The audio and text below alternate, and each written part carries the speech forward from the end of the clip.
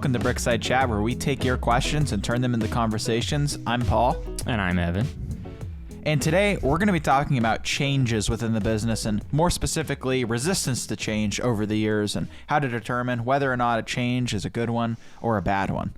And before we get into that, as you might notice, this is not live. We have decided and taken user feedback and made a decision not to do it live anymore. It's going to fit in our schedule easier, and we may be able to do more of these in the future then. That's the hope. The hope would be like every other week or something.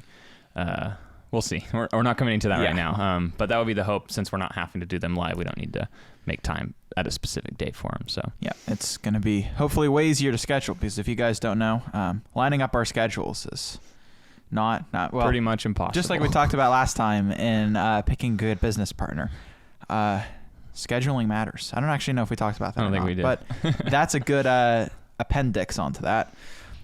All right. So I guess first we can just kind of talk about change in general before maybe getting to some specific examples. But I think change is something that really any business or really anybody obviously has to deal with at some point.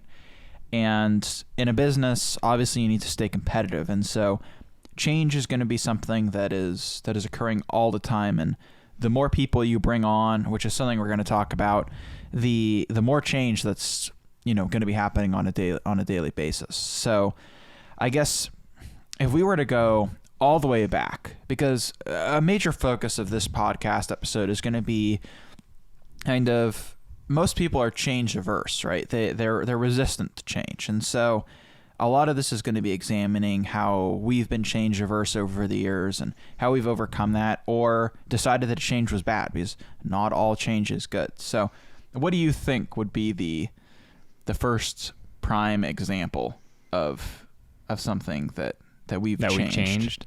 I think the very first, if we really go all the way back, the very first change was just the decision to do this on a grander scale. And I don't know how much of a change that really was when we're talking about like a business decision, because at the time it really wasn't a business in our mind. It was still something that was kind of fun. We didn't, I think, ever expect it to become where it is now.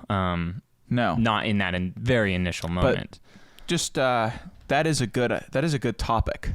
What for another episode is like, when is a business? Because we have brought up over and over again this change point of, we didn't think it was a business, and then we just kind of passed some point, and I don't know when we ever had that discussion, if we ever did. So that might be something that we want to talk about. Sorry to interrupt you. I just knew I was going to forget. Yeah, so I'd say that's like maybe the very first change was deciding to do this on a slightly grander scale. I don't think we ever expected it, like I said, to get this big. But then after that, one of the biggest changes, well, we'll count it after we moved into the garage. So we moved into the garage in very early 2020. It was very early. It was like February 2020. And when we moved in, we were doing new only. And we also, and I think this was me, because this is just how I had done it previously, was put one lot per drawer. And not one lot per half of drawer. It was very initially, literally, one lot per drawer. There was no divider there. I didn't use dividers. They were still on the back of the Acro units. And I think that was the first change. And I don't know whose idea that was years ago to say, hey, let's put two. Brilliant idea. Up until we recently did like a big, not consolidate, but like a reassignment? A big reassignment where we basically just started at one and just went looking for, we didn't even get like, that far. We only got to like drawer 2000, remember? Oh, right. Yeah, we were still half our inventory. That was how inefficient it was. But I was still finding drawers occasionally that only had one thing, and they were always new, right? Right. And so it was like, oh, I know this drawer's been here for a really long time. Right. I'd say that would probably be the biggest change is just that concept of putting multiple lots in the same drawer with a divider. Was that an argument point, or was that something that we just decided one day? Honestly, I don't know. Back then, okay. I don't remember. I would definitely say, we'll get to it in a second, but the moving of multiple pieces per side of the drawer was obviously an argument. I don't know that there was an argument in that putting a divider in and putting two pieces in there, or if that was more of just like, from my perspective, when I started this a long time ago, I never had the concept that this would be bigger. Yeah. So I never thought I should put a divider in just to save space now. Something else is you did start with the S drawers, the bad drawers. What we call in the biz they didn't have dividers. That's right. Yeah. And so I think that that probably just carried over, and then you just never saw any reason to make use of the dividers. Yeah, because until late 2019, I think I actually only had 1 or 2 acro units, and the acro units were the 24 count drawers. Yeah. So they were the larger drawers. So they didn't actually, they do have dividers, of course, but at that point you were splitting it in half, and I was just going to use one of the other drawers, and the other ones don't have dividers. So maybe that was the reasoning for initially not doing that. I'm not sure. Also, acros used to be cheap. Acros were like $25. I kind of wish that we waited on doing that so we could have bought more units, but you know. Yeah, I guess that's true. We would have filled up the garage quicker with acros, and then could have been like, hey, we need to put dividers in. But, you know, water under the bridge, you didn't know that was going to happen. That they were going to end up being $70. So. Right. And then I'd say something that I think became a talking point, and definitely a discussion point. Whether or not it was an argument between us at the beginning, I'm not entirely sure. But this came when we decided quantity. You know, very, very initially, we thought like, okay, we're parting out new sets. We were doing new only. So that was a big thing. And it was that concept of like, let's buy 16 of a set to get the piece count really high. So I know there was some discussion. I don't know if it was really argument or what, but there was a lot of discussion about, should we actually buy 16 of a set, or should we only buy maybe 8 of that set and then 8 of a different set to up our lot count? At the very beginning, while we followed some YouTube channels and stuff, we had a lot less of an understanding of what was actually like, what made a store grow in a proper way, what attracted customers and stuff. So a change from there was that decision from the quantity focus of pieces to the diversity, still within new, but that lot count change. Yeah, that was definitely a big shift, and I'm not sure when that occurred. I think that we started to think about that about the same time that we started thinking about getting into used. Maybe we'd even decided to get into used, we just didn't know how, because the delay between deciding that used is something we want to do and actually getting into it was it probably feels longer in my head now, but I feel like it was definitely a couple months, because we got the Legoland duffels and we had decided to do used before that, and that was our demo test to see if we could process used Lego or not, without actually adding used Lego. Even though I'm pretty sure we did add some used, because the quality of that was not all new. But yeah, that's right. I forgot about the duffels of. Yeah. Or I don't know if the duffels were that, but it was because the duffels were minifigs. There were heads too. Yeah. Oh. What was what? I don't remember, but okay, there was something that we got which was a ton of mixed used pieces. Mixed new pieces. New, yeah, in quotes. It was definitely questionably new, but yeah, that was, I would say, May or June of 2021. Brick. I don't know. Did they sell Pick a Brick online from that Legoland location for a while? Not that you could pick. No, not that you could like say you wanted. It wasn't like the online Pick a Brick. No, but it just mixed. I don't know. I'm not sure. I don't know exactly what it was called, but it was definitely from Legoland, Florida. Yeah. And we ordered, like, at the time, like a lot of money's worth. I want to say it was like $1,500. Yeah. It's a little weird to think of that. And it was confusing. And the 2x2 dark green bricks are still good, or were good. I remember that being one of the pieces that was worth it. Other than that, it was just like random pieces that were, long. It may not have been the best thing, but that was a switch, was the quantity versus the quantity of lots that we had, which I don't remember when that happened either, but that was prior to us getting into used. It might have been, like, I'm thinking that identifying that we needed to switch into switching into diversity was what probably prompted us to start thinking about used as a viable option. Right. Also, I think we did a podcast with Chris from Great Brick Labs. I think we've done 2 or 3 guest streams with him way back early in the YouTube channel, I think. Or was it Shane? We did one with BrickBucks, Shane as well. I don't know where you're headed with this. There was something where we kind of talked about used versus new, and we kind of walked away with it. With a decision? Not with a decision, but going into it thinking used is something we'll never do, and coming out of it with this might be viable, we just don't really know how yet. That most likely was Chris then, I think. Okay. I don't think it would have been... Actually, it definitely wouldn't have been Shane from BrickBucks, but with Chris, possibly. You know what? I think we guessed on BrickSlingers. Oh, yeah. That was one we did a while ago as well. Yeah, and we did 2 guests, because I remember, because we woke up really early in the morning to be on their time zone. It was like 5 a.m. or something. And coming away from those 2 streams, which we did, I don't remember if they were back-to-back or not, but they were pretty close. Mm-hmm. And we came away with that, and then it might have been a stream with Chris or something that cinched the deal. Gotcha. But, yeah, definitely the transition from quantity to diversity was a big shift in our thinking, because we had always made the recommendation on our channel. Right. Like 80,000 pieces, I think, was what we said was like the threshold to consider the growth of a store independent. Right. And I don't know if that number is still true. And we didn't have a lot count associated with that, which was the problem. Yeah. Correct. And we kind of started to realize that we were giving out bad advice. And I still don't really know exactly what. I would say that it is probably somewhere around the 80,000 piece mark, but honestly, we're so far away from that now. So what's really interesting is back in March of 2020, which is about 3 months after we can say we really actually started, or even maybe 2 months. At the beginning of March, we had 95,000 pieces, but only 2,400 lots. So, we averaged that month 2 orders per day, 2.25 orders per day.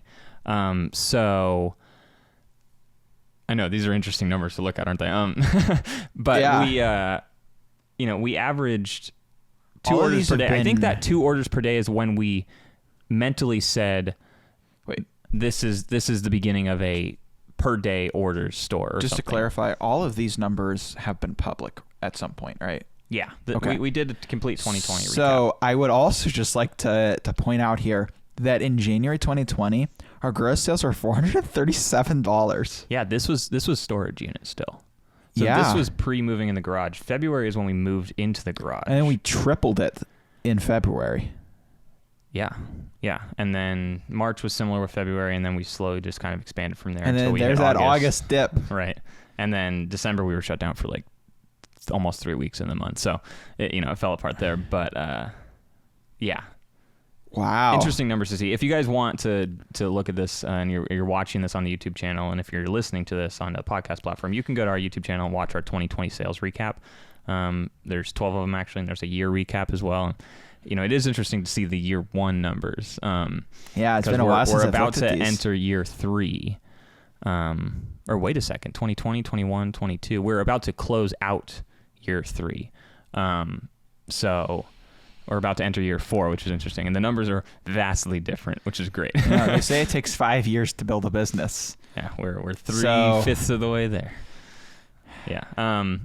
No, but getting in with that quantity lots or quantity pieces, quantity lots, come summer of 2021, that's when we started to decide, or maybe pre-summer, but summer is when we decided we're going to step into the new realm. I think we had tested the water slightly with Used. you and I. Sorry. Thank you. You and I had tested it very slightly, but we decided in summer of 21 we were going to severely ramp up, and by severely we really just meant we were going to try to find a couple other people to help us, and we were going to process used pieces in addition to new. This, I think, for a long time was definitely a discussion point before we came to an agreement. Yeah. Now, once we both came to an agreement, I think very quickly we both realized this is something we should have done. But we were both resistant to it for a while. Definitely. I'm not exactly sure what our reasoning was, but I think we just didn't think that it was possible to generate revenue based off of the costs of labor involved, and we just didn't think that 2 people could do it. And obviously there are people out there. Pup Kiwi, obviously, who's in our Discord, is absolutely killing it as a one-man game. He added like 150,000 parts of used in like a month. So, but other than that, I don't really think that running a used store at the scale that we wanted to run it at really was possible where we were before that. I don't know if we actually had the knowledge. I agree. There was a huge, I'd almost say you and I to an extent were scared. Not with that typical, thought of being scared, but we were worried and concerned about the lack of what we really knew when looking at people like Chris, who did a store of almost entirely used. We'd seen David come up in the past year, grow. He grew like crazy. Was David... This is probably a question for David. David, were you around before? Were you active as a subscriber before we did used? Yeah, before we did used. Yeah, he 100% was. He's part of the reason we also decided, yes, we should do this, because he was a store who was entirely doing used. And we'd seen him grow in that year that he started it. Just like, I thought that was crazy. No. Yeah, you're right. Yeah, so that was another reason that we decided used we're going to do it. But you and I for sure, I know, right? You and I for sure were worried about used, primarily because we looked at someone like David or Chris or, people out there who just knew a piece by looking at it, what it was called. And we looked at the piece and we're like, what do we even look up for that piece? I gotta, because I remember, I was the first one that started cataloging used at the little desk over in the corner. Yeah. And it took me days to catalog this tiny little 1 gallon bag of Technic pieces. And now it's like, it really isn't that hard. It's just... It was a learning curve, though. And a lot of the thing is when we were doing new pieces, we were not looking at the mold types. Yeah. We learned, I'd say, a ton with... And I still recommend this to people when they say, should I do new or used first? I still lean towards it's easier to do new. That's the easiest way to get pieces in a store. Start with new. The margins are harder, especially now. I think they're a lot harder than they were 3 years ago. But start with new because the colors you can learn so easily because... It's really hard to mess the colors up in a set because the quantity and everything's there when you're parting it out. And you will notice some mold differences because at the end of uploading BrickLink stuff, there were those alternate IDs or alternate pieces at the bottom. So there's like a few differences you could notice. And like you could part out minifigs. There were things you could learn for sure. And I'd say we learned a ton of knowledge doing new, but there was this vast open ocean of like, used which pieces. Blue is this? Like all of that stuff. And then all the old colors that we just had never had, all of the mold variances that have changed over the years that are no longer manufactured, and tiny differences like a stud notch versus and then the BrickLink naming, X versus cross for axle holes, right? X versus plus shaped. And the naming of BrickLink things is also not the best either. So it's like you look at a piece and you're trying to figure out which one it is because you don't know what maybe an axle holder is at the time. Yeah. Or a stud holder at the bottom because there's no picture at the bottom or whatever. So that was a growing learning experience for sure. Yeah. What's interesting about that is I would say within the process of 3 months or so, probably less, we switched from doing new entirely to doing used entirely. But entirely is a little vague because we did still have a few large sets that we were slowly parting out. But for the most part, we no longer were going to Walmart and checking clearance and stuff. And what was the last set that we parted out? I don't know, but it might have been Diagon Alley. That's what I'm thinking it might be. That or City Gardens. We parted out a couple of those as well. And I don't know which one was first. We also did 2 of Hogwarts, didn't we? Yeah. We did a couple Hogwarts, I think, couple City Gardens, couple Diagon Alley, and that was all towards the end of our new run. I think we were already well into used. They had just been sitting, and we were like, we need to get this done. Okay. Yeah. Do you remember? Time is a little hard. Do you remember what drawer we were at? I would say we were no further than like. We definitely didn't have our secondary aisle at all structured. Okay. So at the absolute maximum, 4,600. Do you remember what drawer number we were at when we switched from new to used? I don't know. We'd have to check. We could probably go back and find that on YouTube, but because My gut tells me that we hadn't curved the aisle. I don't think we did. I think at that point our aisle was still connected in the back, where it wasn't an aisle you could walk through. You could only walk down, and you had to come right back up because there was no pass through. I think. And that pass through also came when we decided, based on, this is another change that we never even talked about prior to this, is the left and right pick path. Yeah, with there the single was pass. some argument over that. Definitely. This is something I was never a fan of, was the picking on a cart. Just that concept. Because from day one when I did this, I never had a cart. I never had an aisle to walk through. So I was still picking, and if you go watch a lot of the older like picking videos, there was the iMac on the table, and I'd go to the iMac and I'd see I'd look at the computer and see what I'm doing, go to the drawer, either pull out the pieces or bring the drawer back with me and walk back and forth and back and forth and back and forth. Do you remember what your reasoning was for not wanting a cart, other than that it was $50, and at the time that felt like a lot? The carts are $100. Oh. No. I honestly, I'm not sure. I think that was just one of those things where like the change, it didn't feel like something I would enjoy as much. Maybe that was my reasoning. I'm not entirely sure what it was, because obviously we pick on carts now, but the efficiency is so much higher when you're picking on a cart versus a computer, one order at a time. This is also when we, if we're talking about selling used, this is when we began selling on Brick Owl as well, with Brick Packer in early, I want to say June of 2021. We did that for a very short period of time, though. Very short period of time, because Brick Packer destroyed our inventory, if I remember correctly. Messed up our inventory quite a bit. We had to do a full inventory audit, front to back. Yeah, and fortunately at the time it wasn't massive. Yeah. But we audited every single drawer. You know what? I remember, our inventory size is, I'm about to sneeze. My apologies, viewers. Good thing I sensed that coming. All right. So we were at all of the inward-facing aisle except for one thing, because I could put my water on the did we have that little window? Yeah, we had the little window. Okay. So that is where we were when we did the audit. Yeah, that is the only time we've audited the whole inventory. We've audited the entire inventory once, and I don't think it will be able to ever happen again. We have thought about doing it when we move, but that might, what's probably that's going to be more than just a visual spot check. Exactly. To make sure every lot is in the correct container. Right, and that'll be also depending how we decide to move drawers and everything as well. But that was when we had the Brick Packer, which didn't last very long, didn't work very well for us. And then we pulled that. But that was for sure a change. The selling on Brick Owl. I don't know that we were ever hesitant to that. Does Brick Packer generate pick sheets? It does not. No. So this is where Chris, and I don't know when Brick Freedom was released. I don't remember. But prior to Brick Freedom having a multi-order pick sheet, there was Brick picked stock. Everything. Well, we picked it all individually, but Chris was using Brick stock. That's another thing that we should talk about. Brick Store and Brick stock. No. Or the change to Brick Store. No, multi-order picking. You were super against it. Oh, I was. You're right.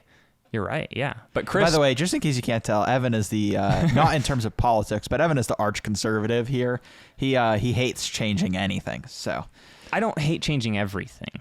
There are a lot of things I get stuck on though, where it's like, well, it just doesn't make sense to do it this way, and most of it is because I'll enjoy it less. But at the end of the day, the efficiency usually, not always, is more important. Yeah. But whereas I tend to go way in the opposite direction. I'm like, oh, it's not working 1 minute. Okay, new strategy. Let's have a meeting. Chris was using Brick stock to build a multi-order pick sheet, and then he would use that. And then at some point, Brick Freedom, whenever that came out, I might be able to look it up here. That then gave the ability for multi-order pick sheets, and that I want to say is part of why we started using Brick Freedom whenever we did. I honestly don't know. We enrolled in the beta the instant that we had the opportunity to. Right, but we were on a list for a little while. Yes, but we got escalated because of the channel, I think. Because we didn't wait very long. Yeah. So I don't. Back when we uploaded all the time. Yeah, I can't find a date when Brick Freedom released, but I would probably say by August or September of 21, we were probably on Brick Freedom, selling again on Brick Owl. Oh, we were definitely on there by August, because I remember checking the sales stats and being horrified over summer, because we were super anxious about our stats. I'm almost wondering if maybe we tried Brickpacker in 2020. That sounds more right. And to then me. in 2021, about a year later, we used Brick Freedom. I feel like that's actually sounds more more right. accurate. Not that I guess our timeline is the most important thing. Yeah, so we had a Brickpacker video come out 2 years ago, which the date was June 24, 2020. Okay, so I was a year off in that. So used did not line up with Brickpacker.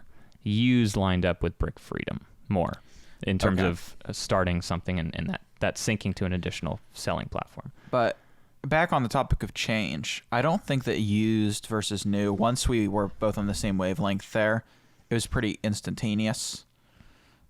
Yeah, the changeover. It was just slow for us to both accept that was the direction we had to go. Yeah. Do you know whether or not accepting that we were doing used, the fact that we were going to have contractors was implicit in that? I think it was. At the time? Yeah.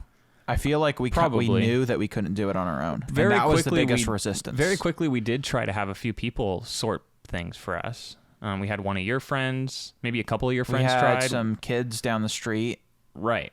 Some neighborhood kids. And then we had our first, we'll say, real contractor who actually did some work for us for an extended period of time. I'd say probably July or August of 2021. Okay. And that was the beginning of contractors. So I'd say, yeah, we expected to have to bring on some contractors. What we were not prepared for was the sheer volume of pieces. Diversity? Well, or no, just quantity? Because I remember the bins would stack up in that little space between the garage door and the shelves. And we did not really understand how, this is going to sound really stupid, but how cheap used was. In terms of like, we were spending this money and getting this much back. Now, it's not actually cheap because you spend all this money on labor. Right. But just in terms of, to get going out and spending piece, 100 pounds, getting 100 pounds of used versus new is such a different ball game. Definitely. And we didn't really have the capacity right at the start to do anything with all of that. And so it just piled up. And that was definitely something where we had a lot of talks where it was like, what are we going to do with all of this? Yeah, because we also knew that it was not efficient to give someone 20 pounds, they A sort it, and then we B sort it and catalog it from there. Yeah. We knew that was not a good idea. Well, we weren't even doing it that way at the time. We were doing it, there was no B sort. No, there was. That's why I said B sort and catalog, because it was really in one there. But we still knew getting it back from A sort, it wasn't actually ready for us to put in the inventory. We needed to pile some of it up. Yeah. And I think the dream is what we have now, or the dream at the time is what we have now, where we could have a bin dedicated to each category. But at the time, we weren't doing enough volume that we couldn't do that quite yet. We also didn't have the space to do that. So we were piling a ton of things in bins, and it was shoved in there, and then we'd like lay it out in the driveway to like figure out what we had and then decide what category we could actually catalog and get in. Yeah, I remember there were some missionaries walking around, and they thought it was very interesting, the Lego store, and I gave them business cards. I don't know if they were supposed to accept business cards or not, but I gave them some business cards. So didn't they help you sort pieces for a little bit? Yeah. I was like, hey, I'll listen to you guys if you help me. And so they helped sort. But we used to lay it out on the driveway, and it was so many bins for what we thought at the time, taking up the whole driveway. And I don't know when it was definitely after some events in personal life that this would not have been possible had that not happened. But I don't remember when exactly it was that we decided we needed to remove the bins. It was definitely after the back room was finished. Yeah, so the back room was finished in like September. Maybe October of last year. But we didn't move anything. No, that was this year.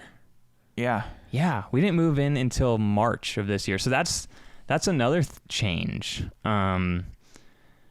Was the move into the house. Because for a very long time, up until March of 2022, I very much did not want the business in the house. I think we were in all agreement. on the same page. Yeah. It's not that you wanted it and I was telling you no. It was like we had hoped that did not need to happen. And the real goal was to move like a facility somewhere else. But come March, when we decided we really needed to ramp up contractors and everything, that's when we moved the storage of the bins into the house, and we got that, quote, dream of being able to set 24 bins up for our 24 categories, have a couple shelves for B sorting, for bins that are ready to go out to contractors. I guess something that has really happened about a lot of our changes is they're very much like moving from a liquid to a solid or vice versa, where it just kind of, there's all this resistance up the front and you got to put a lot of energy into it. And then just there's a minute where we're just like, okay, now this is the way it is. And then it just happened. We just do it, overnight. And like moving in here, starting used, both of those were very, I think I just texted you one day and I was like, we have to move stuff into the house. Well, no, that was a different. That was me move. That was me myself. You moving the contracting table and your workstation into the house. Yeah. We discussed the moving the bins and storage, which was fine. And then essentially now our entire front living room or front family room area has turned into storage for pieces and processing of parts and empty bin storage and podcast shooting. Now we're shooting a podcast. Like there's after hours get shot in there. There's a lot of it's a multi-purpose room now, but it's specifically almost exclusively for the business. But the general rule is that everything can collapse away when it needs to. Right. So it's still a living room and stuff for now. Yeah, but that was even more so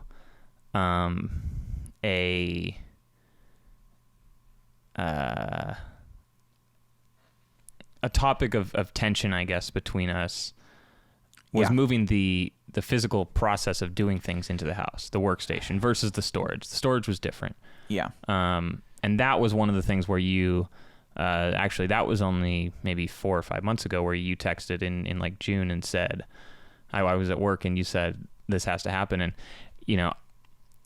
I didn't want it to happen, but I also didn't text you back and say no because I knew we had already been like discussing it. It was on the way to. The contractors who were working in the garage picking were not happy with all of the tables being used because they had stuff they needed to lay out. So it was producing a lot of almost heated arguments in there between departments, and the amount of computers was not sufficient, and the amount of room that at the time Connor and I needed to do our work was just not available in there. And so one day I was just like, yeah, because we were trying this is going to start an argument if we don't move. So I'm just going to pick up the table and move. Right. So we were trying to cram 4 people in the garage, 2 people who were picking or working in fulfillment and adding parts with Consolidate. Potentially stuff. Up to 5 if you were in.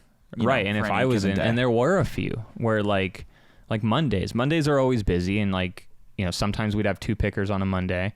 And if Connor came in on Monday and you were working and I was here, it's like 5 people in the garage was too much, and it's like one of us has to leave or something, and so that was. And then we also put up the second wall, right, shrinking the space even more. Yeah, and that came with just the growth, and the physically needing so much more space. Yeah. And then there was also the decision to figure out how the wall went up, and like, do we do it? That was parallel to the thing, other wall, which was almost instantaneous. It just kind of happened. We were like, we need a wall, and then one day there was a wall. Yeah. It was like a Saturday that in the middle of summer when I was working like 60 hours a week outside of here. And it was a Saturday when I had off, or maybe it was Sunday. No one was in the store. And I went to Home Depot. I grabbed like 4 2x3s and that wall went up. And it just because it needed to happen. And that was another thing where, and at that point we had pretty much made the decision that the wall was going to go where it is now. Because the parallel to the other wall would have been a lot more intensive of work. And it was like, it would have been a couple days of trying to fix things and stuff. But that was another just like quick decision type thing. Yeah. Where it just needed to happen. But I think that, that growth physically of like also deciding what storage units is another change that we're like still constantly evolving through. Yeah. Like now we have all the way through an E section. We have A, B, C, D, E. We didn't bags have an and A. Bins. Exactly. That's our bags and bins. The thing that we have railed against other people doing for so long, we now do. And I kind of understand why other people do it. It's not because they want to. It's because they have you to. Need to. There's no size in between 24s and E's. Yeah. There's that. There, we have our bins, which initially was a discussion. Where I was like very on board for this bin decision, which was an expensive decision to do. And I wouldn't say you weren't totally like you were not against it, but you were not for it either. But we went along with that decision, and personally, I still love the bins. I actually think it's the easiest thing to pick. I think that B bins or A bins? B bins. Okay. Yeah, not the bins with bags in them, but just an open face or open top container. If you've seen the vlogs, you know what the bins look like. A lot of people think dust gets in there. Yeah. Dust does not get in there. And I know. And we also had thought about, a huge decision was redoing the garage.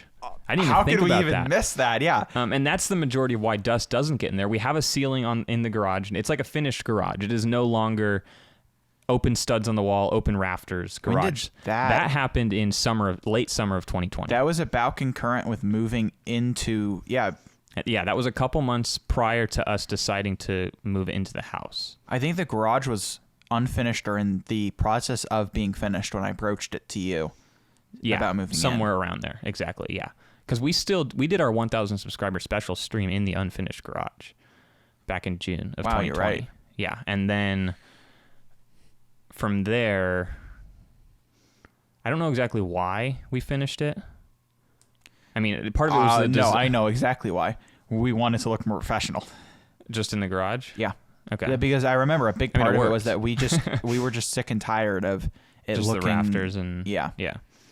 The other thing was we needed a picking station. We needed a dedicated picking station, and that was the cabinet that ended up getting made in the countertop. Yeah. Yeah, and obviously that's the majority of the reason now why dust does not freely float throughout the garage, because it is actually relatively clean. Yeah. It's got a ceiling, it's got all the stuff you need to essentially keep it clean. It is still the concrete floor and stuff, but for the most, we got carpet in it, but like it's just there. It's a part of it. But yeah, the bins for sure, and the storage units were a discussion. We found the E bins. C, we still have cups right now, and then obviously D for all the drawers. But storage methods are a constant topic of discussion. Yeah. I don't know that we really argue about storage methods, but we're always trying to figure out what's best, and there's a lot of like, oh, that's probably not best because, for sure. So, yeah. I mean, I think another big change is we're gonna hop way back, is as the business has evolved, we have had to structure our time more, and that probably has honestly been the biggest source of contention. This is a throwback to business relationship from last Episode time, 2. but the biggest conflict I think has always been over hours, or caring / putting time / investiture into the business. And we have definitely had to become way more structured than at least one side would like. So that definitely has been a big change, and you can probably talk more about your emotional stance on getting locked in, I guess. Yeah, that has been since the beginning a big thing. Initially, it was like track our hours so we can see how each other are doing. And when Kyle was involved, it was track everyone's hours, write your hours down on a piece of paper, just so we could have an understanding of who's doing all the work or who isn't doing all the work, and just so we could keep track of that. And then once we really, once Kyle had shifted away from the business, and once you and I had, I think, made the decision where this is like something that we need to actually dedicate a full-time job equivalent of hours to, you were very much along set hours, and that's your shift. You come in for your shift and then you can clock out, but that's what you need to do. Whereas for my lifestyle and the work I do outside of here, that just doesn't work for me because my outside schedule is never consistent. So for me, it was always like frustrating, and I'd want to, I can't also commit to 100% doing 40 hours a week. Some weeks I'll only do 30, but there's other weeks where I won't be working a ton outside and I can do 60 or whatever. So for me, I wanted that flexibility of like an average of 40 hours per week, where you were more along the lines of you wanted do your 40 hours per week every single week consecutively. At the same times per day. Yep. At the same time per day, 5 days a week, or whatever the schedule was set. Yeah. And so that is how it's kind of set now for the most part for most people within the company. Yeah. Evan has a special allowance. I still can't do that. Yeah. Just based on my other work. There's times where I won't work for like 2 days in the store or 3 days. And then there's other times where I'll work, Friday, Saturday, Sunday, and Monday I'll work 40 hours in 4 days or whatever. I think a lot of the stress from that came from growing pains, where we weren't really sure what was going on in the business. Right. And so I think that there was a lot of uncertainty or fear of uncertainty that prompted, talking about the hours from both sides. Now it's not really an issue if you don't come in on any given day, because it used to really irritate me because it was like, what do we do now? But now it's the business itself is more structured. As we've evolved, we've had to set policies. And the communication too is like we use a scheduling software now. So like I can build out my schedule prior in the beginning of the week. So Paul now knows that I'm not going to be in on Friday. Yeah. Or whatever it is. So it's not like all of a sudden Friday comes along and I leave early in the morning and I didn't tell you I'm not going to be in. That was for sure an issue for quite a while. Was just the lack of having a set schedule, in the sense that it was written somewhere for someone else to reference for other people's schedules. So now that we have that, I think, which I wasn't on board for either, not in the sense of like not wanting to have to put a schedule down, but just when you're the owners of a business, there becomes overhead, not in terms of cost, but in terms of all these little things that take a little bit of time that start to pile up. So it's like creating the schedules for all the employees, processing payroll, keeping track of all the bins that are checked in and checked out, making sure those contractors' information is filled. Like there's a lot of things that just are small, but they keep piling up. And I think that was also part of me not wanting to have a schedule thing, because like we would have to do that then. And that's taking our time away from adding pieces, picking orders, cataloging parts, whatever it might be. Whereas now, for the most part, I think you and I have just realized that when we're working 40 hours a week, we're not touching pieces for 40 hours a week, not even close. There's so many other things that we're doing. Yeah. We originally had this concept of like, what do we clock? What do we not clock? And the answer is you clock everything. Right. And if something doesn't get clocked, so long as it's not like 5 hours of not getting clocked, I think the compromise was really realizing that, so long as, you have like a 95% success rate with the schedule, it doesn't really matter if every single second, is itemized. It's more about that the things are getting done, and you can pinpoint, and when they don't get done, you can pinpoint what it was that caused it not to get done. Right. And that was actually something that we started doing for a while, was a weekly, which we really should go back to. Right. It was like, I'd say, sometimes a half an hour to 45 minutes on a Saturday is usually when we had them. And it was like in the morning or whenever it worked for us. And we would have a little weekly meeting where we kind of talked about what got done the previous week and what was needing to get done in the next week. They're still on the calendar. Yeah, we still have the calendar events for them. But, and if we can go back to that would be good, because that was helpful, I think, too, in realizing and saying, okay, this person processed these bins. this is the plan for hopefully when this contractor comes back, we're going to give him these bins. And we then had that I would almost say transparency of understanding what each other did as well without having to write it down. Because initially for a while, and a lot of this also was solved when we moved in. Because for the first year of the business, we weren't moved in. And that was where the initial time tracking came in. I think, honestly, 80% of the tension came from the fact that if I didn't show up, you had no idea whether I was doing something important or not. And even though that doesn't really matter, over time, it builds resentment and vice versa. I had no idea, did you just bail? Did something come up? But now it's way easier. This is going to sound really creepy because I can see you go to work, right? But like there's a level of resentment which just doesn't build there because I had never met anyone who had worked 100-hour week before. And so to me, not that I thought you were lying, it just sounded like weird.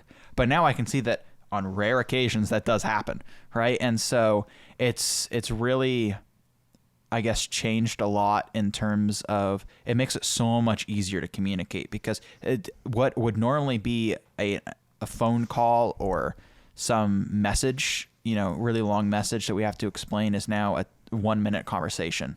Right. At the end of the night or early in the morning or whatever. Exactly. And I think we were just talking about the other day is like, if for some reason we were to move out, like no longer live together, it would definitely no put offense, but I would ideally not be living with you for I entire agree. life. I agree. But so while the business is still growing, right? Like within the next year. Right? Yeah. It would like if we moved out at the same time that the business moved.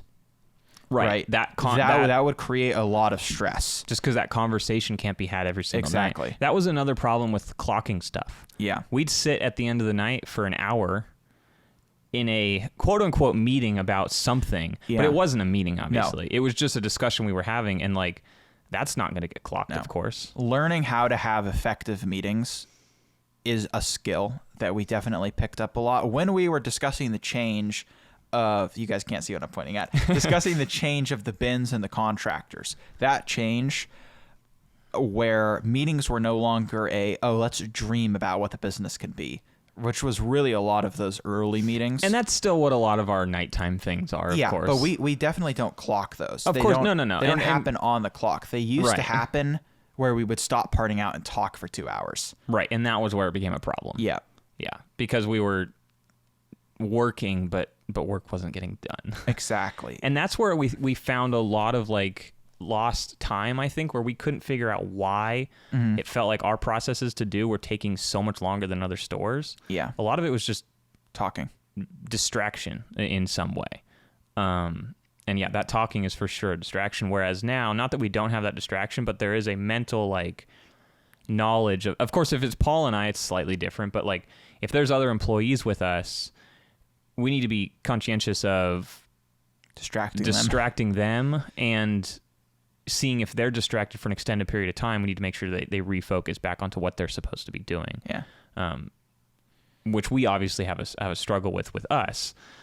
But it is slightly different, I think, as owners, as long as we're not doing that in front of them where they build that resentment towards us because now it looks like we're not doing anything. We've also gotten a lot better at politely reminding each other to shut up. In sense of one of us will realize that we're off task and we'll ask, hey, are we, is what we're talking about important? Is this relevant? And then if it's not, we go back into whatever we're supposed to be doing. Yeah. We do that a lot now. And so learning how to keep a meeting, maybe that is actually an episode topic later, is like the structure of a meeting. Because we spend, a little bit less now, but there was a time where we spent 10 hours a week in meetings, like productive meetings, when we were reorganizing. Mm-hmm. And those meetings were, for the most part, pretty productive. And so that might be a good topic. But, that was something that we changed a lot. It was the mindset from wannabe business to business. I don't want to say hobby because it was only a hobby for a little bit. Yeah, I'd only say the first couple months of us we're doing it together, it was like this hobby, this fun thing. And then we switched into that, this could be a business. And then we, I don't know, maybe a year later actually switched and realized this is a business that can actually generate every minute money. Matters. Yeah. And a lot of stuff changed, I think, once we realized it's a business, from like small efficiency things. And that's, I think, when a lot of... Ironically, I think that was after we did the hobby versus business podcast. Maybe. I have no clue. But that also, I think, is when a lot of our resistance to change began to fade away. Yeah. Not that we're no longer resistant to anything, but once we realized behind most decisions there's a reason that makes the business better, that's when a lot of that resistance kind of just lowered itself, because there was this knowledge that we had of like, this is going to make the business better, not just make me happy or whatever. Yes. for some stupid reason. Yeah. It really became the changing things became less about this is going to make me happy or not, and more about how do I adapt to meet this change, which is now a fact. Yeah. Right. Like change. The business was changing. Yes. And I had to adapt to that. Exactly. Yeah. And that's a really hard. I would say that's probably like, because I mean it happens with me too, where it's like, you know, we were just talking the other day, is even though I instigated the change to move in here, that really wasn't true. It was a series of events caused the business to force me to relocate into here. Right. And it has... You're just the one who happened to be the one moving in here. Yeah. Yeah. And it's definitely had a negative impact in some cases with my productivity and our communication and stuff, which I think we talked about a little bit, or maybe we wrote down as an idea. I don't remember, but... Right. Having us in two separate rooms, we might have talked about this in the last one. It is hard to communicate then. And so understanding the impact of changes, you know, is really important. Yeah. There's also the concept of like making changes too frequently, which is definitely where if you've been able to tell, there's definitely a dichotomy here of Evan resisting a change and me really pushing for it. And sometimes I push for changes that are either unnecessary or I haven't given the change time to work. Yeah. Like this is something for a long time we did. And I would say probably in 2021 was mostly where we played around with pricing.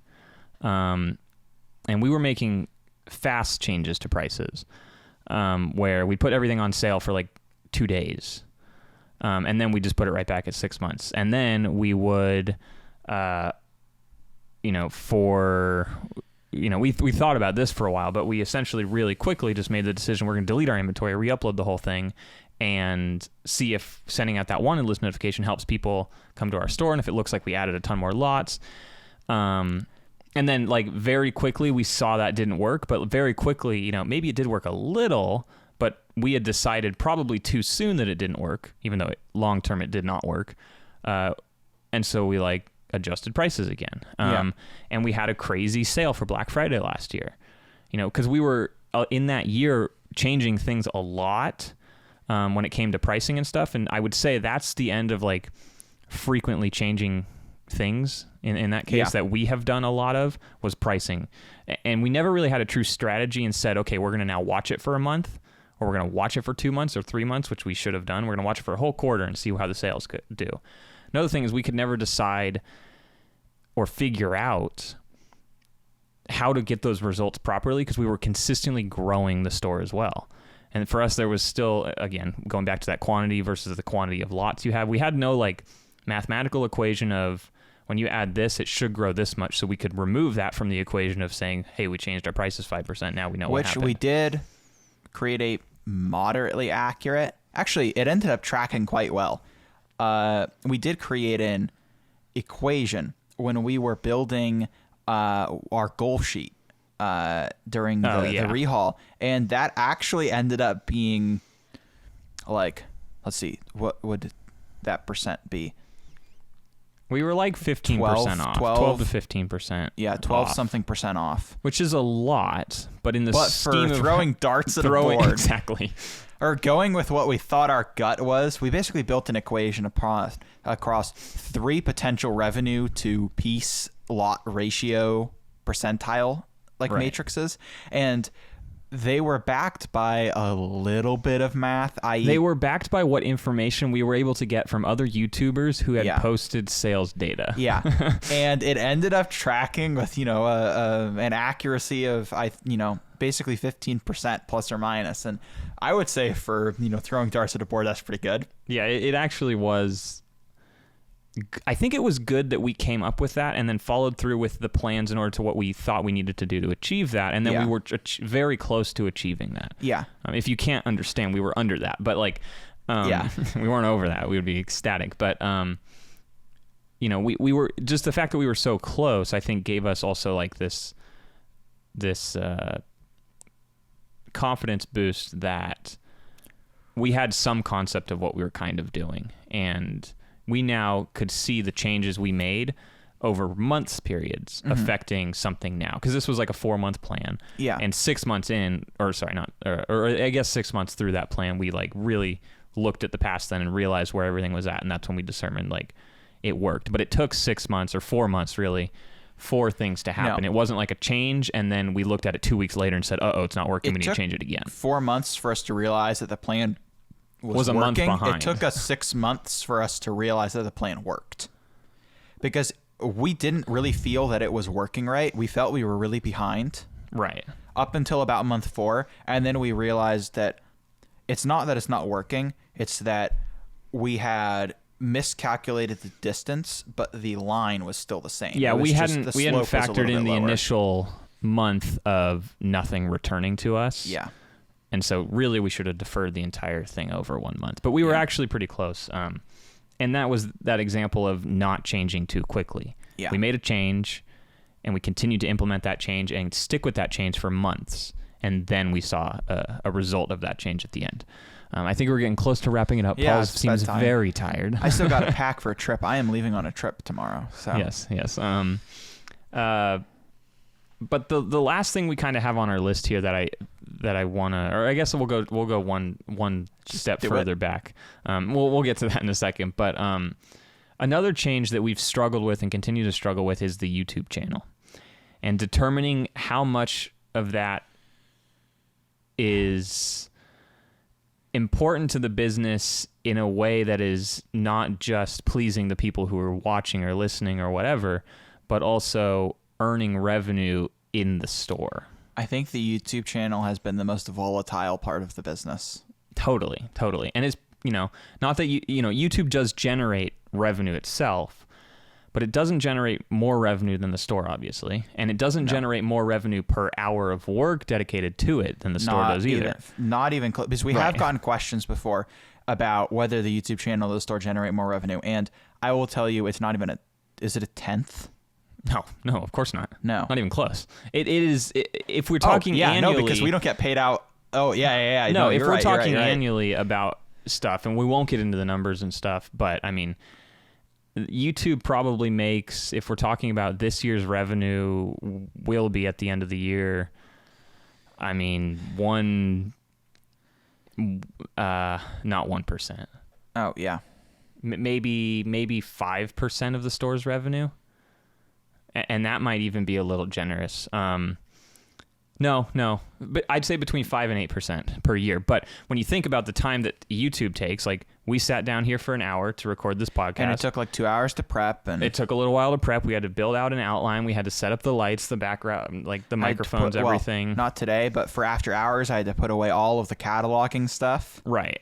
There's a lot of things that like end up going into this, whereas from someone's perspective of watching it, what they see is an hour's worth of content. But when we really talk about it, not that we're both actively doing stuff for 5 hours, it's not 10 hours worth of work.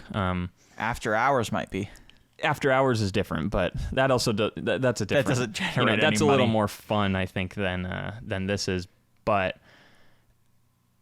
the hour of work, if I cataloged for 8 hours, instead of spending 8 of my hours, not that I actually spend 8 of my hours, but 8 hours doing this, that 8 hours cataloging is going to be significantly more worth it. So the YouTube's something that's like been up and down and up and down and up and down because one, it is fun and it's enjoyable for us to do and to get to interact with the community and stuff. We also don't want to just stop and like not have you guys do anything. And obviously there is some level of attraction towards our store that is generated by the YouTube channel. Something we can't measure. We have no clue what it is, but there's definitely something. Speaking of changes, we have often discussed, because for those of you who don't run a YouTube channel, which I assume is most people, the revenue that YouTube generates is extremely predictable but completely volatile in the sense of like, we can go ahead and say with some degree of confidence, okay, this video is likely to generate X amount of revenue, right? Right. In the next 6 months, we'll make X amount from this type of thing. And so something that we have basically gone back and forth on is also the important thing to know here is that effect is cumulative, meaning if we posted daily high quality content, the amount that those high quality videos would generate if they were posted daily would be more per video than if we posted one high quality video per week. Right.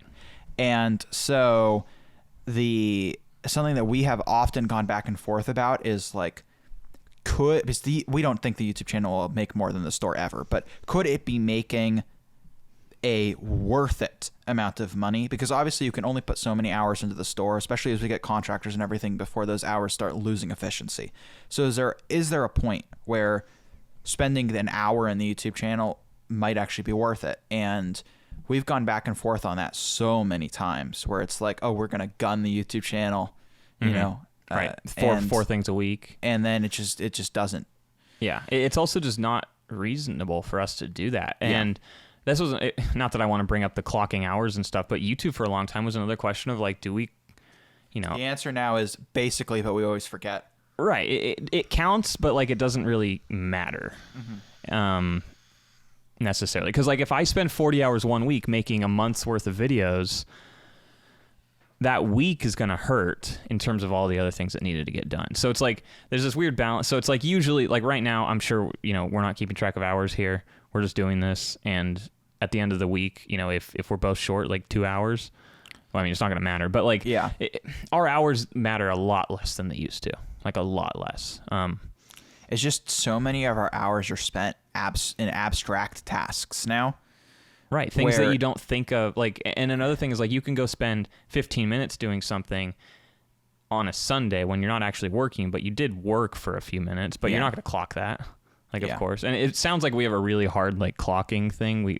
It's really loose. It's a lot looser than It's so much looser than we're making it sound. But like, the only people we really track hours on are employees and people who are here and contractors, and understanding how much they're working to make sure that their pay is worth it and all that stuff. But other than that, our hours are very iffy. And they fluctuate so much, like Evan said, and even me, there might be some weeks, even though I am technically the full-time, I'm here around the clock person, right, is because this is all I do. Sometimes there might be some weeks where I do dip below 30 hours, and there might be some weeks, especially when Evan is going to be gone for a while, where I basically absorb his hours. And so it's really, you know, the change on a week-to-week scale in terms of who has to be doing what is really drastic. And that was really hard for me to accept because I'm a very black and white person, right? I like to know what I'm going to be doing most minutes of the day, you know, with a calendar, and it just doesn't work like that. And that definitely has been a change. You know, as much as Evan struggles with the change of changing how the store organizes, to me, accepting that his schedule is so fluid and my schedule needs to be fluid in order to work with our contractors and everything, right, is definitely something that I've had to adapt to. And I know that a lot of people starting a business, you know, probably it's going to be fun to have a really random schedule for a while, but I know eventually, you know, it's going to get tiring when you have to, you know, deal with random stuff all the time. So yeah, and it's that thing they say where like, what is it? You start a business so you can work 80 hours a week instead of 40 hours a week or something like that. Yeah. Where like you're almost always working, even though it's not like actual work. Like right now we are working, and I'm going to work really not work on my trip, and Evan worked on his trip. Yeah. So. It's just like, you can't, as a business owner, there's no true time off. It's like there's always something to do. And when you can have that true time off, it's unnerving. Well, no, I feel like you've achieved something. Yeah. If you can actually take say 2 weeks off and actually step away, not touch anything, not have anyone contact you about any problems, not have to process payroll, not do anything. If your business can literally run itself. No, I probably couldn't. I just don't have that mentality. Like I have that entrepreneur mindset where I constantly need to be doing something to work or feel productive in some way. But if you can take that step away, I feel like your business has achieved something. Unless you like prep for 6 months to make it so you can't take 2 weeks off, in which case then you really didn't take 2 weeks off. But if you can tomorrow say, hey, I'm going to take 2 weeks off, that's something. Let the managers deal with it. Exactly. Yeah. That's impressive. And I think that's the dream, is to where eventually we want to be. It really is this curve of thinking of business as a hobby to thinking of business as business to thinking of business as a hobby, right? That the dream is to be able to think of business as a hobby while making thinking of business as a business money.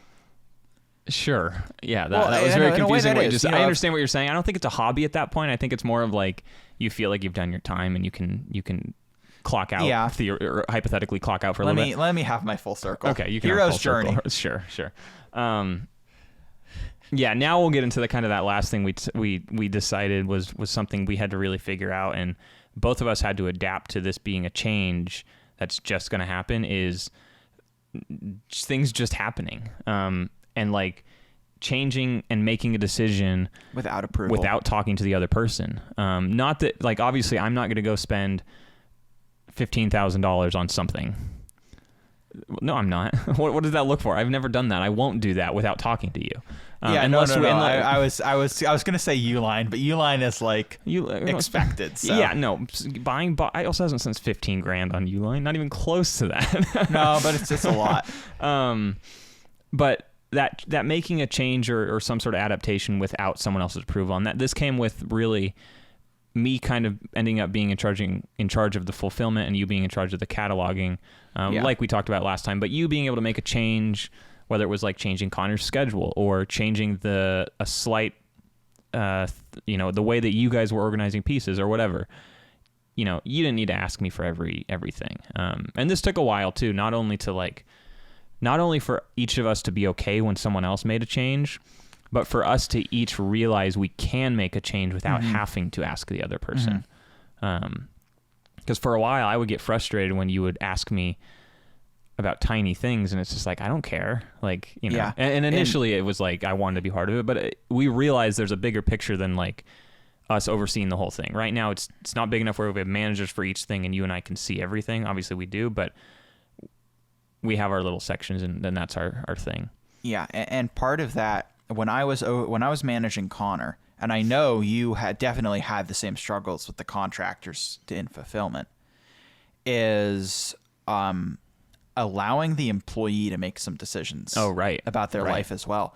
Is not their life, their work life. Their work life. In terms of what specifically it is that they do, at the table. And right. In the very beginning, I did tell Connor this is the way that we do it, so that he could learn. But as time went on, I had to accept that what is the most efficient way for me to do something might not be for him, because it's not like, there's a little bit of research that has gone into what we do, but it's not like I have a degree, in optimization, systems optimizations, right? And I've sat there and done the math, at which point I can say, no, you move your hand at this angle. I don't have that ability, but sometimes I feel like I've done enough that, I can dictate that, when really the big thing was he sorted pieces with two hands, and that would bother me so much, because I was like, every time you rotate your hand like this, you are wasting time. And what I do is pick with one hand and then have a cup that is exactly next to my hand, so I can go so I can go like this, right? So there's not this wasted turn upside down movement. Instead, it's a pick and put, right? And he would do two hands, and I actually timed it. I was like, okay, there's no way that this is more efficient. So without telling him, right, I sat down and I timed it, and our times were almost exactly the same. Yeah. And at that point I was like, okay, I never actually told him not to pick like that, but it was building up in my head where it was like, I'm going to tell him that's so slow. Yeah. And it ended up not being slower at all. And I'm sure that there are things that you have experienced. Yeah. Too. Like the biggest thing right now is our reassignment thing, where for a long time, until I'd say a couple months ago, pickers and everything, if you pull out a drawer and you empty an entire lot out, or half the drawer is empty, you could put more pieces on the other side. We used to pull the drawer off the wall and put it on the cart, like the second shelf of the cart, and that was ready for reassignment.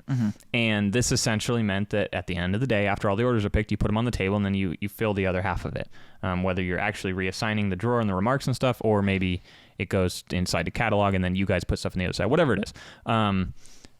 And that, in my mind, is still the best way, because it gets the drawer off the wall and we don't have to do a second pass.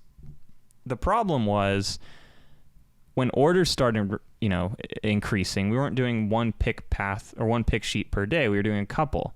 So now if you have half those drawers off the wall on the cart, or maybe they've been moved to the table by this point but not reassigned, and you're doing your second pass, it was really inefficient to like go to the wall and there'd be an empty spot, and then you had to go find it on the table or on another cart or whatever. A good thing to just talk about in terms of change in general earlier, because this was a tension point. Absolutely. Still is a tension point. Absolutely. And like, I understand the reasoning behind it and why it was changed and stuff. His but this reasoning is wrong.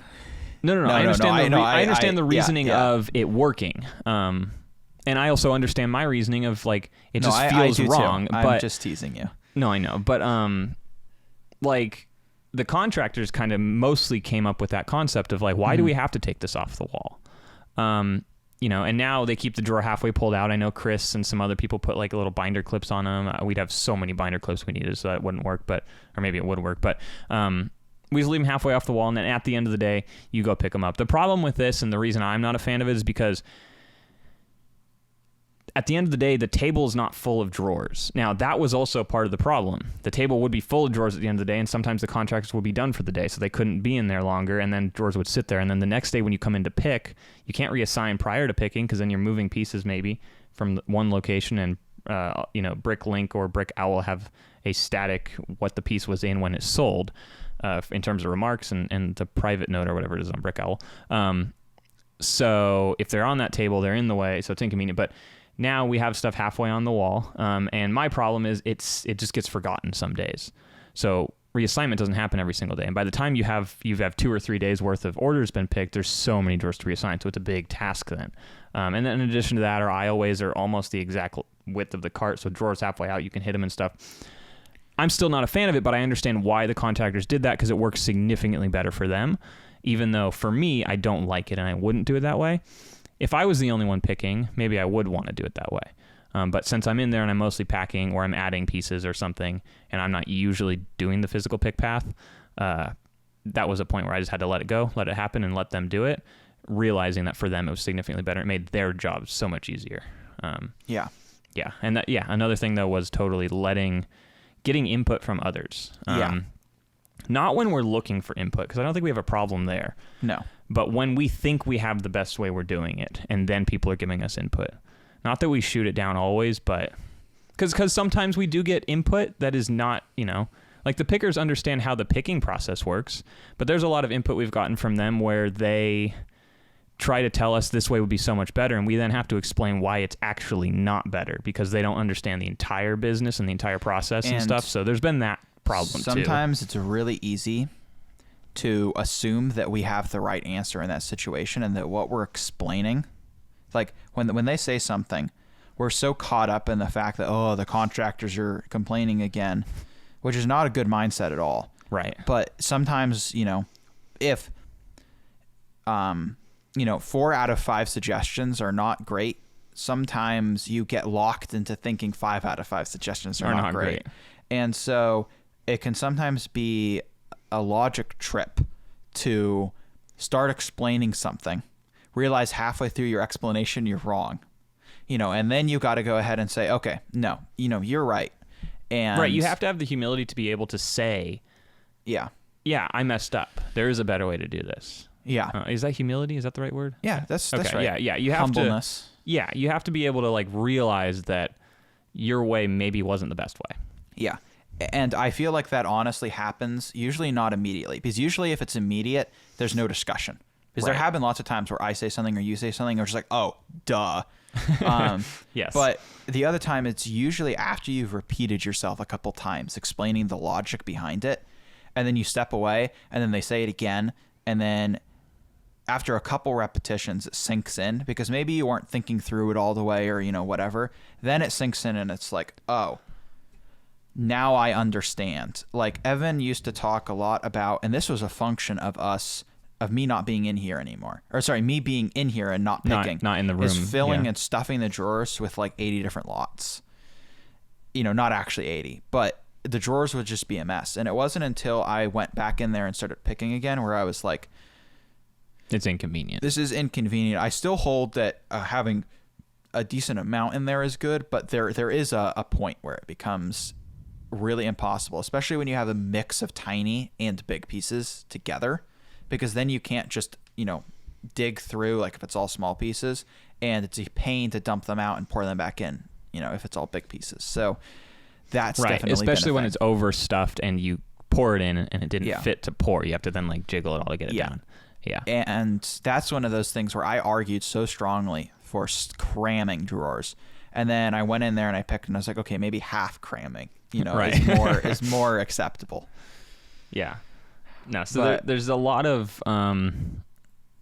back and forth for sure when we do this, where it's like someone has an idea, someone doesn't like it, and then come back to that idea 2 weeks later, and we might have realized, which I think is also something we've learned, and we say now half the time, is... I know I was arguing against this before, but... Totally. That's how a lot of... not that we always say that, but we say that often, where it's like, I know I didn't like this, but I understand, we got to do this now. Yeah. And I actually think we both say that a lot. Yeah. It's not like it's really one-sided. It's definitely... And I think that's just a form of like maturity in a way that we've realized as the business grows, there's things that just have to change. I mean, obviously that's what we just talked about the entire this whole episode, but like, I guess really there's that. If we're going to distill it down to a thesis here, cause I've done that the last 2 episodes, I gotta think on it though, but like, accept the changes that have to happen and to be skeptical of the changes that don't. That don't have to happen? Yeah. Yeah, that's not a bad way to put it, I guess. The key there is telling the difference. Right. Thinking a change needs to happen because you want it to happen is different than it needing to happen because the business actually benefits, not you benefit, but the business benefits from making a change. We've definitely switched that mindset of like personal versus business. Yeah. Where the business is now the forefront of the decisions we're making. Usually there really is a step, and this might be something where in the episode idea of when is a business is that trying to not wade into politics here, but the business is really a person that is separate from us. It's an entity. Yeah, and that's definitely a cognitive leap, because you say that, but there is definitely a point where it goes from being our hobby or from being our business to the business, right? And where even though we still tell the business what to do, it almost has a mind of its own in terms of how it's going to react, right? Right. We can do something to it that will hurt it. Yes. We can injure it. Yes, and we can make it mad at us. Sure. And that is something... that is really the change is it's almost like parenting or something, where you have to try and get Neither the of us business. are parents. No, but you have to get the business to do something that is healthy for it, but but you don't want it to. You don't necessarily want to do yourself, right? Right. And it's just like maybe a parent that hates their veggies, but needs to get the child to eat the kid needs to veggies. eat their broccoli, but I hate broccoli, so I got to eat the broccoli in front of the kid, right? Right. And that is I think that's a great way to put it, actually. Yeah. Is sometimes you really hate making the changes, but you got to force the business to embrace the change. Yeah. I think that's a good way to kind of sum it up. And I'm sure a lot of people, if you're listening, you can't comment or anything, but you can go over to YouTube, and if you're watching this on YouTube, you can give us your opinions and your 2 cents as to how maybe you guys run your business and stuff. And I know a lot of people don't have 2 business partners, so that's a big difference as well. Where you and I have to, unless it's a minor change, we go through a process in order to make a change. Again, unless it's you moving inside because you have to. Blue presidential form. Right. Submit it in exactly. No. But we have a discussion usually for a lot of bigger decisions, if not more than one discussion. Whereas if you're a business owner who's just doing it on their own, you're probably not having to give it almost pitch it. Like, we come up with ideas and we pitch them to each other. Partially because we think about it for a couple days. Totally. Just because we know, like, oh, I'm so excited. Like, I came up with, there was something we were working on that I came up with yesterday or 2 days ago, and I showed you, and I don't think you're on board exactly, but I'm going to continue building up this thing. We'll get to it when we get to it, but I'll, it's like, we have that enjoyment where it becomes like we want to get the other person on our team and accept this change and want to do this. So we pitch it. But as a single person, I know David has talked about this a lot, where he just makes a decision. Not that that's bad. Most of his just quick decisions have been good, and a lot of them are changes. Well, you got to think about the most like big, successful business people are solo entrepreneurs, right? Yeah. And the part of that is because you can just make a change on like an you want. opportunity. Yeah. And so there definitely is a whole dimension where some things don't translate. Like a lot of the stuff that we talk about does translate to a solo thing, but some of it isn't. It's not like every single thing we're against each other on. We're actually very much in agreement most of the time. Yeah, it's healthy it really is healthy competition. It's a separate perspective. Like even when you and I are just talking, we try to shoot the other person's idea down, even if we agree with it sometimes. Yeah. Only with the concept of trying to find flaws in it to see if there's a way to make it better. Yeah, and we say that all the time, where it's like, I'm going to argue devil's advocate here. Yeah, and totally. that is... And it makes us think, though, and then sometimes we won't make a decision because, and maybe that hurts us too sometimes. But overall, I think it's relatively healthy to really think a decision through first. Slower growth than David. Yeah. All right, I think that's pretty much it. We've been going for almost an hour and a half here, so this is another longer one.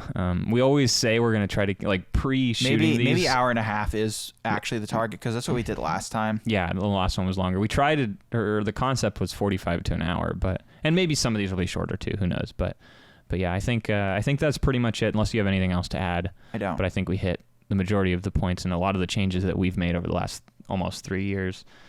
So yeah, if you guys maybe let us know what changes you guys have made in your business that have maybe helped or even hurt. If you have any topic ideas as well, yes, we please. don't necessarily want to talk about BrickLink. We're not opposed to talking about how the business interacts with BrickLink, but the general idea for this podcast is a lot more about business, how to run a business, how to manage a business.